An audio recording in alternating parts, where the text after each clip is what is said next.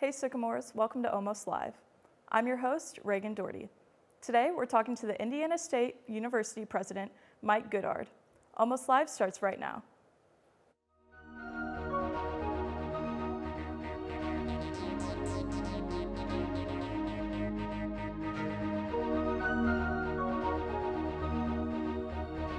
Five, 4, 3, 2, 1.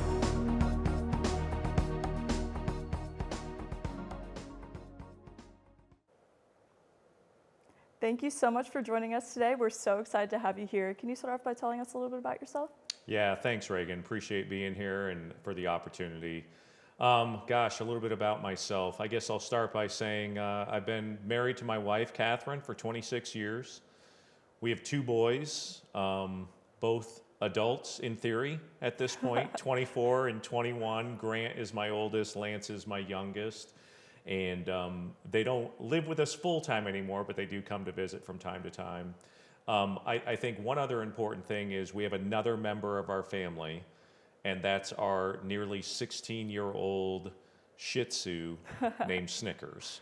So he kind of rules the family from time to time. Of course. And so that's my family. And then, I grew up in the East, so I grew up in Vermont. But I've been in the Midwest since the mid-1990s, and what originally brought my family to the Midwest was I got my PhD at Ball State University in Muncie, Indiana. So, in fact, my oldest son, Grant, was actually born in Muncie. So we've been in the Midwest for a lot of years, and we raised our boys here in the Midwest, and so we've been in a few different states. But, first-generation college student myself, and so really just have an appreciation for what that trajectory can look like for students at Indiana State, knowing that we serve a variety of different students, but a lot of our students, about half of them are first gen, just like I was, and so that really resonates with me. Mm-hmm. And it's a passion of mine to be able to kind of hopefully be a good mentor to others like I had in my life. And so a little bit about me, what drives me is that kind of passion and that ability to hopefully give back, and just excited to be at Indiana State and be a part of this community and be able to hopefully make a positive change in people's lives. Yeah, we're excited to have you here too. Well, thank you. Can you tell me about your experience being president so far? Yeah, it's amazing. I mean, I'm already kind of into my 4th month, and it just seems like it continues to fly by. I will say every single part of it has been a joy. It started June 1st when I started officially. I guess even a few days before that, because I was able to come just a few days early because there was the ribbon cutting or the grand opening of the Larry Bird Museum. So I came a few days early to kind of meet some folks from the community. And it didn't hurt that I got to meet Larry Bird as well and have my picture taken with Larry Bird and be able to have a little conversation with him. But from there, it went literally one of those next days. It all blends together. We traveled down to Lexington, Kentucky, cheered on our baseball team that was playing in the regionals at that time. Then the following day, there was the air show. And then my official first day started. So you can see it's just kind of a lot of events and activities going on, but great people in the community. And then the highlight really was when students came back on campus. I felt like I had a couple of months to kind of meet people in the community, spend some time in the state capitol, and be able to meet some of our legislators and alumni and donors across the region. But when the students come back on a college campus like Indiana State, that's when the energy level rises, and spent a lot of time that first couple of weeks just getting out and being able to meet as many students and welcome new students to our campus as well. That's been a lot of fun. So move-in weekend was busy, but just got to meet a lot of families and a lot of students. And, that experience has kind of continued to progress, but in a positive way. I try to be as visible as I can on campus and walk down the sidewalks and say hi, walk in and out of buildings, go down to the HMSU and to the rec center and be where students are so that I can have those conversations with students to find out how things are going for them and be able to learn from our students in terms of things that we're doing well and things that perhaps we can improve on. And so it's been a busy few months, but it's all been fun. It's the fun type of busy. And why did you choose Indiana State? Yeah, I kind of alluded to this a little bit. I really believe in the mission of who we are as an institution, serving, students to have that access and opportunity like I was able to have as a first-generation college student, knowing that about 50% of our students are Pell eligible, and knowing that we have around 30% of our students come from a historically underrepresented group. And I think about that level of community that we're able to build. And I think what I saw very early as I was doing my research about Indiana State, very well known to me because, like I said, I spent some time in the state earlier in my career, but just that ethic of care that people have for others really attracted me to Indiana State as well. So when I say the mission, it's more than just what's written as the mission. It's what we do on a day-to-day basis, how we care for people, how we try to help people. And that resonates with my core values as well. And I felt like I could hopefully make a positive impact on Indiana State and perhaps bring some other experiences to the table to help us further improve on what we do and provide more students with opportunities to earn a degree. Yeah, that's great to hear. And like you said, you've been very active and visible on campus. Can you tell me a little bit about your favorite events that have been going on? Oh my goodness, so many. I've loved going to some of the sporting events that we've already had, soccer and volleyball. My wife and I actually went up to Indianapolis a couple of weeks ago to cheer on our volleyball team because they were playing at Butler and Hinkle Fieldhouse. And we went up to just encourage them and cheer them on. So a lot of the sporting events have been fun, but a lot of the student kind of groups and organizations that have been happening.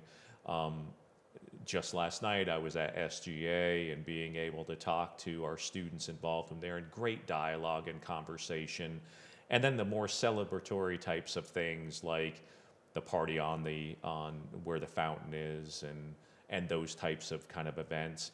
I would say for me, it's just been enjoyable to be at any event that students are at. Last night I went to Sessions as well and got to see the talent that we have on this campus, but that excitement as well. All those have been fun events to go to. And then seeing our students in the community has been enjoyable as well in ways in which it's not just on our campus at Indiana State, it's throughout the Terre Haute community as well, and being able to just see our students engage. So all that's been incredibly enjoyable. I agree. There's so many opportunities here and so many fun events to go to. Now I'm going to change topics a little bit. I heard about the Refer a Sycamore program. Can you tell me a little bit about that? Yeah, so we've always had this Refer a Sycamore program. It's something on our website where you can go and click and kind of refer someone. We're taking it to a little bit different level now, a bit of a challenge, right? Everyone likes a good challenge and a little bit of a competition. And so we're doing something for our students, but also for faculty and staff. And so through the month of November, anyone can refer a Sycamore, and you do it right through our website, like I said. But now the challenge is who can refer the most? And the winner on the student side, and then also on the faculty staff side, my wife, Catherine, and I will host them in Condit House for an exclusive dinner, and we'll just have a good time, just kind of getting to know some of our students and being able to engage with some of our faculty and staff. But I'll say this, I mean, one of the reasons why we're doing this is the best gift that someone can give the institution is the opportunity to be able to serve another student. So when we think about enrollment challenges that institutions have and everything, word of mouth still matters.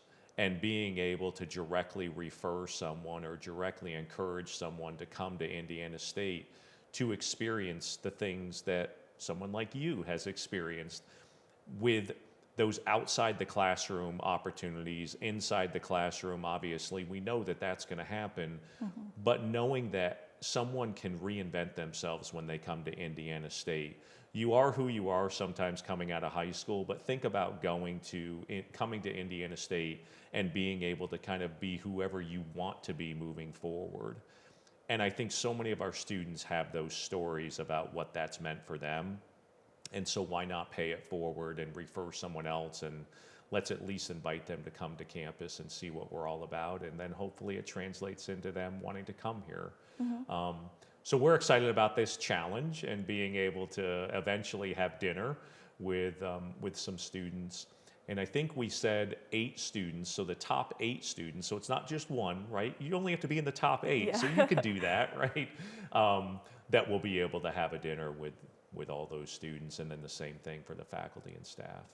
Now, I do love a good challenge. So can you tell me how I can have dinner with you in the Condit House? So you need to go on to the website to Refer a Sycamore. So you just search on our main page, Refer a Sycamore. It'll take you right to that landing page. You click a button and you just put in the information for the person that you're referring, and it'll record that you're the one who's doing it. You just kind of obviously put in your information as well. And then we'll tally that up. And as long as you're one of the top 8, you can have dinner in the Condit House. All right, I'll be doing that. Wish me luck. I will. All right, I have some fun questions for you. Okay. A little bit about campus and campus life. What is your favorite place to eat around here? George's. Me too. I mean, I've eaten at others, and that is not a knock on any other place on campus, but you have to experience George's. That's true. And you have to be willing to wait in line just a little bit to make sure that you can experience that cuisine that we have right I on agree. campus. Even if it's just chicken tenders, it's That's worth right. it. I mean, and you know, it's one of those things with George's too. Everyone has their favorite, and so if you ask them if they've ever had anything else on the menu, they typically haven't. That's my experience. They just continue to go to the one thing that they enjoy the most. But yeah, George's. And we've seen your playlists on Instagram. Can Yeah. you tell me your favorite song? Oh my goodness. So I'm biased. So a few of the songs on my playlist were written and performed by my youngest son, Lance. Really? So my favorite song on my playlist is his newest release. It's called Seasons. So that's my plug, right? Like I said, I'm It's okay, biased. I put shameless that plug. out there. I put that out there. So that's probably my favorite. But in general, I like a wide variety of music. So my playlist has a little bit of everything, a little bit of rock, some classic rock. I call it more hair band rock, but maybe people don't necessarily think about the 80s rock as much. But yeah, everything. I like a wide variety of different genres. So anything from indie rock to kind of classic, and then a little harder things from time to time as well. I'm all over the place too. I get it. Yeah. And how can we keep up with you on social media? Oh, goodness. So best way is Instagram, probably. So keeping up with me on there, just MPGODARD, MP Godard. That's my Instagram. And then Facebook as well. What I find with Facebook, though, is obviously we don't have too many students who are engaged in Facebook. Yeah. But you know who is engaged with Facebook are your parents. That's true. Right? Yeah. So it's a way Facebook is my way to engage social media for our community around our region because they care, our alumni. And then parents of students also sometimes want to engage that way as well. So we try to do that. And then more kind of on the professional side. So my Facebook is easy. It's just Mike Godard. So you can easily find it. And then the other would be LinkedIn. And so any of our students who don't have a LinkedIn account, they need to create a LinkedIn account because that's really the professional side and the networking that can happen. So if you don't have a LinkedIn account, go to our career services and they can kind of help you formulate out what that should look like. But those are my 3 main channels. I have an X account, but I rarely use it. So don't even bother with the X account. Instagram's the key. All right, good to Yeah. know. Thank you. Well, I had a great time talking with you today. Thank you so much again for your time. Well, thank you. That's all the time we have for today. If you have any suggested guests for Almost Live, send us an email at isu-sycamorevideo@indstate.edu or like us on our Facebook page at sycamorevideo-isu student media. See you next week, Sycamores.